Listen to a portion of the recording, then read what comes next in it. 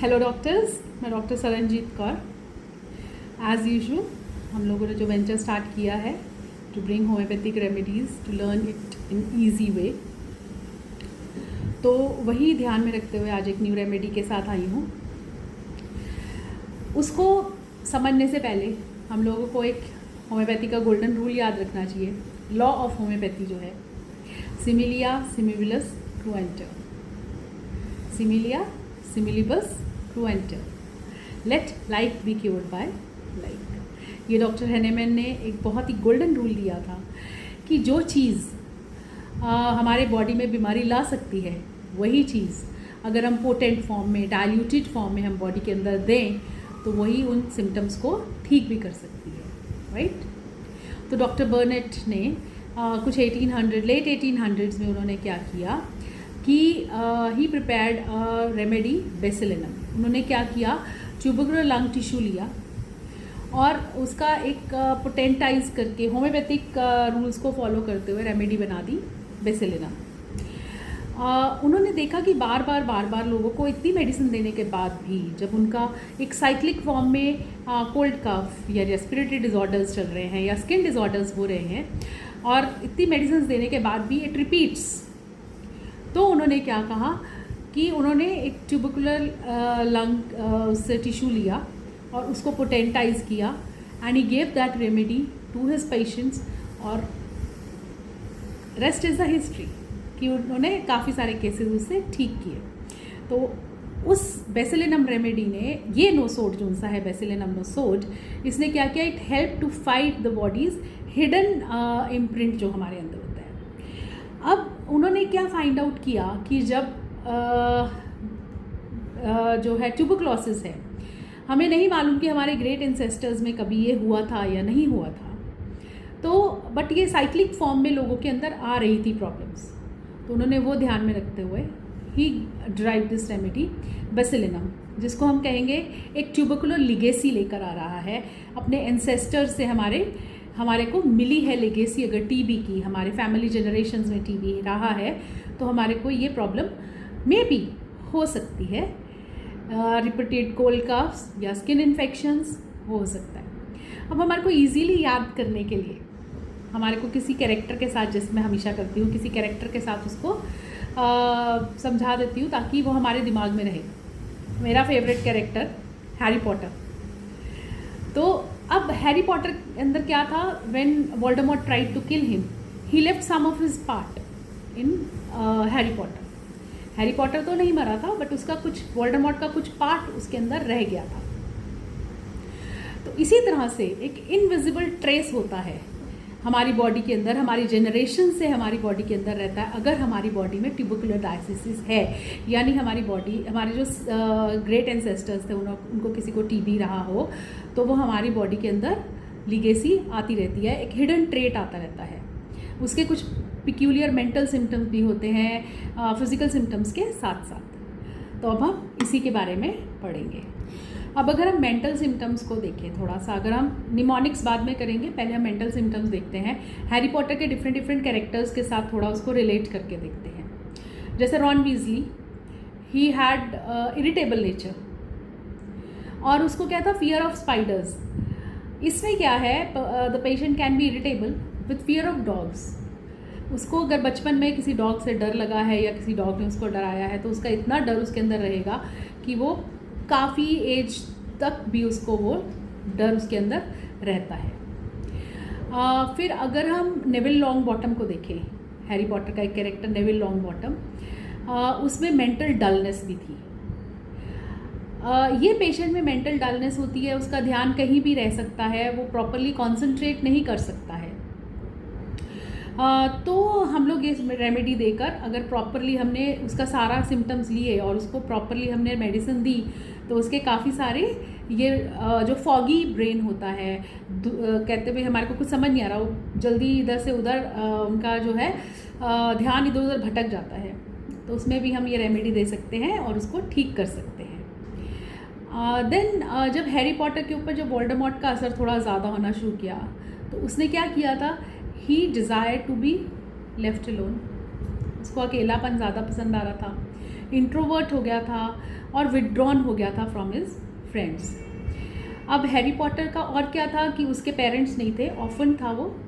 तो अब जैसे उसको बचपन से ही इतनी स्कोल्डिंग और वो प्रॉपर उसको लव नहीं मिला था, तो उसके अंदर एक सैडनेस थी विच वॉज क्रॉनिक सैडनेस और होपलेसनेस थी। वो भी हमारे को इस रेमेडी में देखने को मिलती है। लर्निंग डिसेबिलिटीज़ या डिफ़िकल्टीज़ हो सकती हैं, but the patient is intelligent, but learning में थोड़ी सी डिफ़िकल्टी होती है। बट अगर प्रॉपरली उसको ध्यान से अगर हम दे रेमेडी, उसको देखें और उसका प्रॉपर टेक केयर करें केस लेकर, तो हमारे को इंटरकरेंट रेमेडी के फॉर्म में हम लोग बेसिलिनम को दे सकते हैं।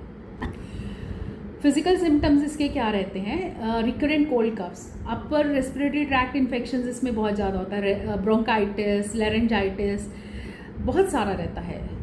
नाइट में उसके कफ बढ़ जाती है, नाइट उसके कफ होती है।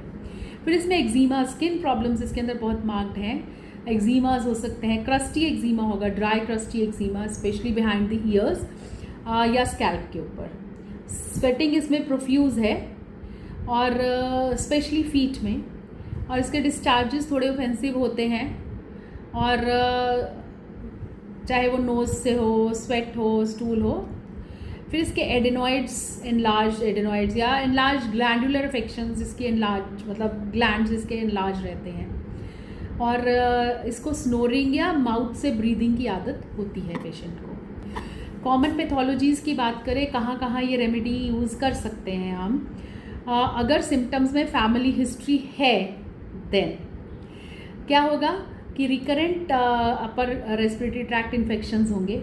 एडिनॉइड्स के केसेस में एडिनॉइड हाइपरट्रॉफी है, क्रॉनिक टॉन्सिलाइटिस है, रिपीटेड टॉन्सिलाइटिस है इसको, क्रॉनिक ब्रोंकाइटिस, ब्रोंकिक के केसेस में, सोरियासिस के केसेस में, एक्जीमा के केसेस में, सिबोरिक डर्मेटाइटिस हो गया, या आस्थमा के केसेस में, स्पेशली अगर ट्यूबरकुलर फैमिली हिस्ट्री है। साइनोसाइटिस के केसेस में पोस्ट नेजल ड्रिप्स हो रही हैं।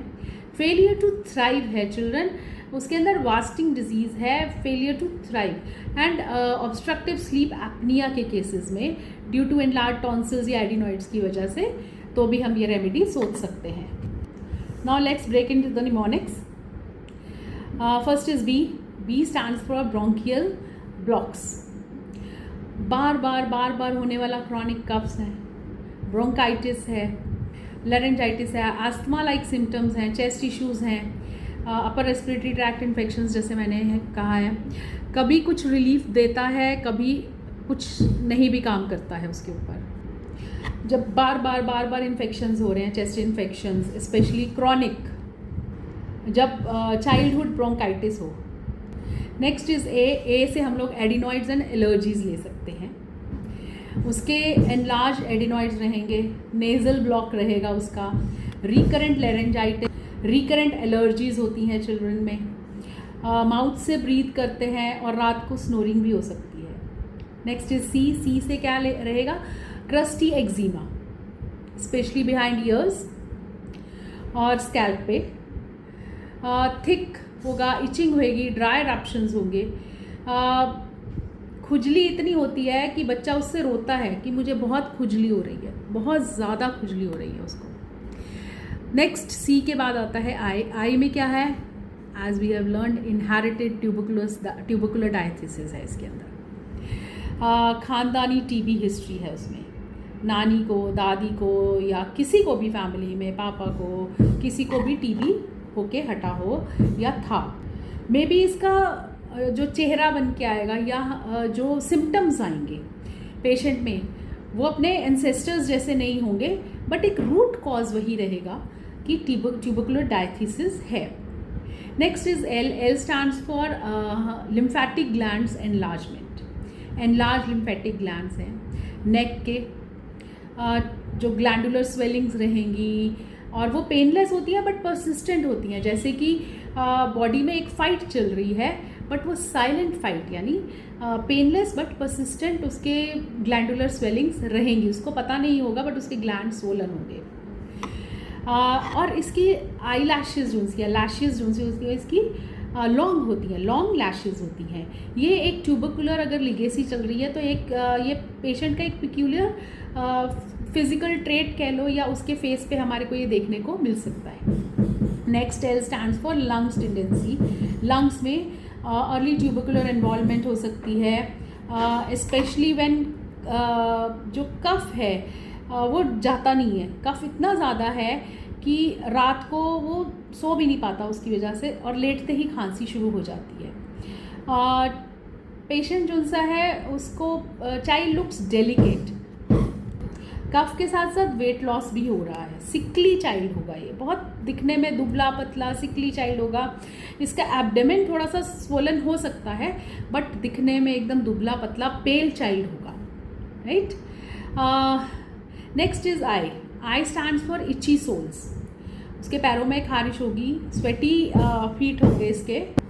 बेसिलिनम पेशेंट में स्वेट पैरों में ज़्यादा है, पसीना बहुत ज़्यादा आता है, और स्मेल ऑफेंसिव, थोड़ी सी ऑफेंसिव होती है। सॉक्स उतारते ही रूम में जो है वो स्मेल फैल जाती है। Then N is for nocturnal cough उसमें रहेगा, या नेज़ल ब्लॉक्स भी रह सकते हैं उसको। रात में बढ़ने वाला कफ होता है इसमें, स्पेशली जब वो वार्म बेड पे जाता है, और बच्चे जो होते हैं सो भी नहीं पाते इसकी वजह से। नेज़ल डिस्चार्ज जो उनसे होता है इनका थिक होता है और स्टिकी होता है नेज़ल डिस्चार्ज इनका। और इनसे हम ये भी कह सकते हैं कि नथिंग इज़ लेफ्ट, उनको ऐसे लगता है उनकी यूज्ड अप फीलिंग है, यानी एनर्जी बिल्कुल ख़त्म होती है ऐसे पेशेंट्स में। फिटीग बहुत जल्दी हो जाते हैं लोग, एक्सट्रीम लेवल का फिटीग होता है इनमें। रेस्ट के बाद भी उनके जो सारी रात वो सोए भी हैं तो सुबह उठ के उनको लगेगा कि हम लोग फ्रेश नहीं हैं। Then is U. U stands for upper respiratory tract infections, इसके अंदर रिपीटेड रहते हैं, और इसमें क्या होगा, सर्दी, ज़ुकाम, सोर थ्रोट फ्रीक्वेंटली रिपीट होते हैं, स्पेशली कोल्ड वेदर में। Last is M. एम से मेंटल डलनेस, जैसे मैंने बताया मेंटल फॉगीनेस होती है इसके अंदर। बेसिलिनम चाइल्ड जो सा होता है वह अपीयर ऐसे होगा कि he is disinterested, sad, confused, कुछ समझ नहीं आ रहा, लैक्स कॉन्सेंट्रेशन। ये तो थे बेसिलिनम के निमोनिक्स, आई थिंक इजीली याद हो जाएंगे। नेक्स्ट इसके अंदर कुछ ऐसे सिम्टम्स भी हैं जो कि हमारे को ज़रूर ध्यान में रखने चाहिए कि ये जो पेशेंट होता है इसके रिंग वॉर्म्स में स्किन में बहुत अच्छा काम करती है।